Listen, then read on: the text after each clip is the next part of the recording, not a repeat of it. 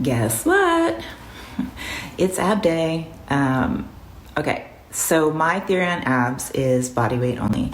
That's for me. I have a really short torso. If I were to weight my abs, I would look like a fire hydrant with no shape. So I like to train them to be defined and lean and strong for sure. But I do them in a very specific and intentional way for my proportions. So if you're like me, I fully admire the work that goes into like super cut ice cube abs. It's just not like my preferred aesthetic. So if you'd like to learn how I do it, watch, and you can add these onto any workout. I'm going to do more than this today, but I thought this would be helpful to talk about a little bit because, mom life, like my abs are never going to be what they were in my 20s. But you don't give up. You can still do some things. I can't lie and say that abs aren't mostly made in the kitchen. They are, meaning like if you eat like crap, you're gonna show it there probably first, depending on your body type. But it's really hard to put in a lot of work in terms of toning and then not clean up your diet a little bit or kind of look there if you're wondering why. So I am not a nutritionist. I'm happy to share, my thoughts on eating and the way I do things, but this little workout is really just about strengthening your core, really the inner muscles of your core, kind of pulling them in tight and not flexing them out hard with lots of resistance. So follow along and add these on like 2 or 3 times a week. Do it for a month and then let me know if you really see a difference, because you should and you will. And I'll do it. So you do it. Come on, let's go. Get a mat. You don't even need one. Get nothing. Get some water.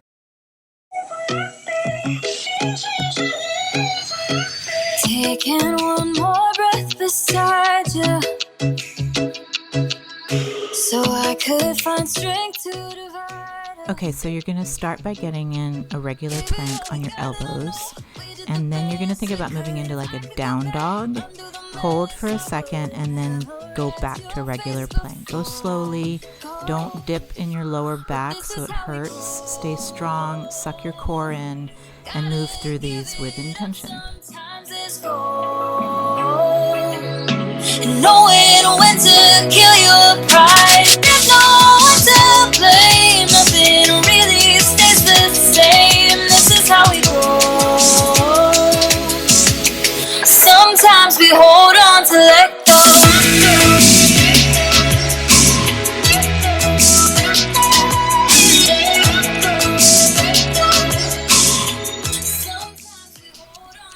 Next up, we've got some hip dips. These are really good for your obliques. So get in a regular plank. Think about pressing back through your toes to engage your legs. Squeeze your abs in, get your glutes tight, and then rotate side to side, dipping your hips down to the ground.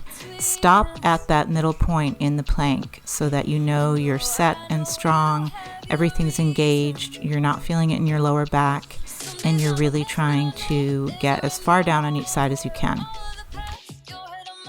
But I know we're better on our own. But this is how we grow. Gotta give it up sometimes, it's gold. And knowing when to kill your pride, there's no one to blame. Nothing really stays the same. This is how we grow. Sometimes we hold on to let go. Now we're going to do some Spider-Man planks. So get in your plank position on your elbows. Elbows should be aligned with your shoulders. Engage your core. Your pelvis is tucked under. And then you're going to raise your right knee to reach towards your right elbow. And then you're just going to alternate.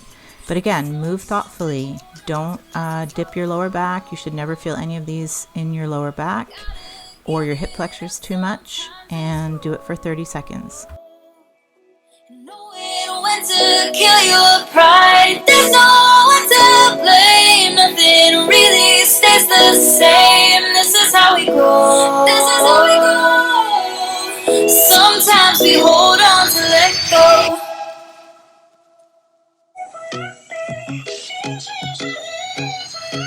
Taking one more breath beside you, so I could find strength to divide us. Now we're just going to plank, which sounds simple, but if you do it thoughtfully, you're going to get a lot more out of it.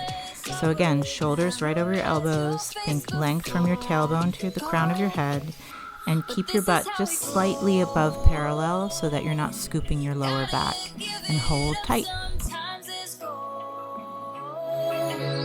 And knowing when to kill your pride, there's no one to blame. Nothing really stays the same. This is how we grow. Sometimes we hold on to let go.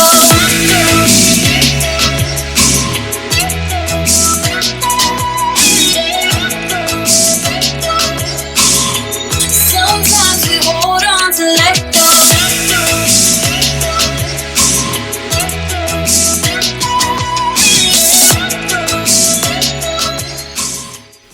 Now we're going to do heel touches, so lay on your back and bend your knees, put your feet flat on the floor, shoulder width apart, and you're going to crunch up just a little bit, pretend there's a tennis ball under your chin, and reach for each heel side to side. Now the further your feet are away from you, the harder this is going to be. But again, always go slow, think about what you're doing, breathe, and do it for 30 seconds. But this is how we grow. Gotta give it up, sometimes it's gold. And knowing when to kill your pride, there's no one to blame. Nothing really stays the same. This is how we grow. Sometimes we hold on to let go.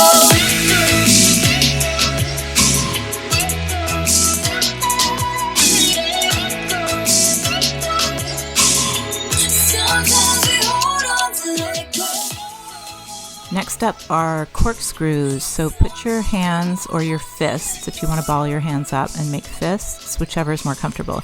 Put them under your hips to really ground your lower back, and then get your legs as straight as you're comfortable. This is kind of where I'm comfortable. And you're going to curl up, lift your hips up, and rotate your lower body to the right and then to the left. And again, slow, no momentum, don't rock. Think about it, should be hard. If you're feeling it too much in your hip flexors, you're just going to bend your knees a little more. 30 seconds. Taking one more breath beside you,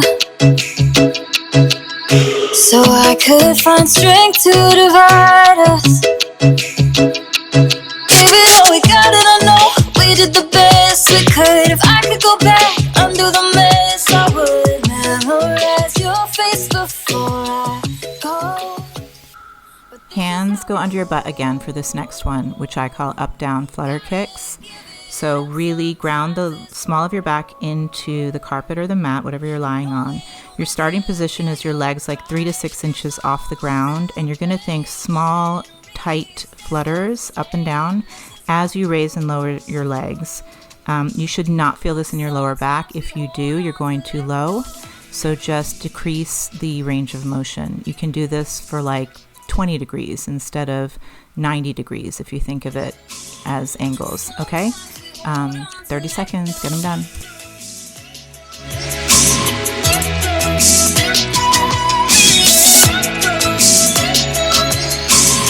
Sometimes we hold on to let go. There is nothing lost between us. And oh, I know you have your reason. Okay, we're in the home stretch. Last one, we're going to do some slow scissors. So engage your abs, think about pressing your ribs down into the ground, and your legs can be straight or bent, dependent on your comfort level and flexibility. And the straighter they are, the harder it's going to be. So you'll feel that right away. I don't need to tell you because you're feeling it, I'm sure. Again, if your hip flexors start lighting up, you're going to go not as low, because this is an ab workout, not a hip flexor workout. So once one part of your body starts seizing up, you're doing it wrong. Stop and slow down and finish up.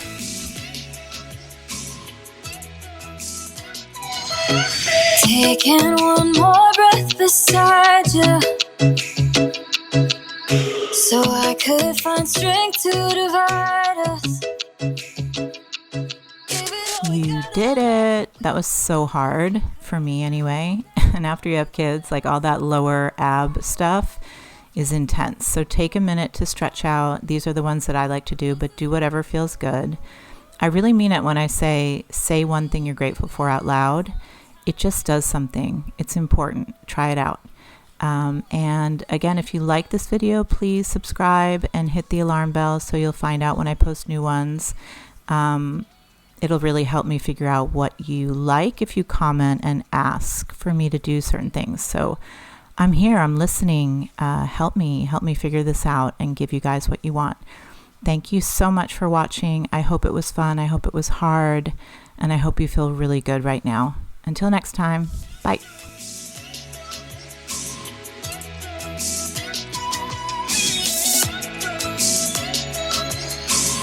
Sometimes we hold on to let go.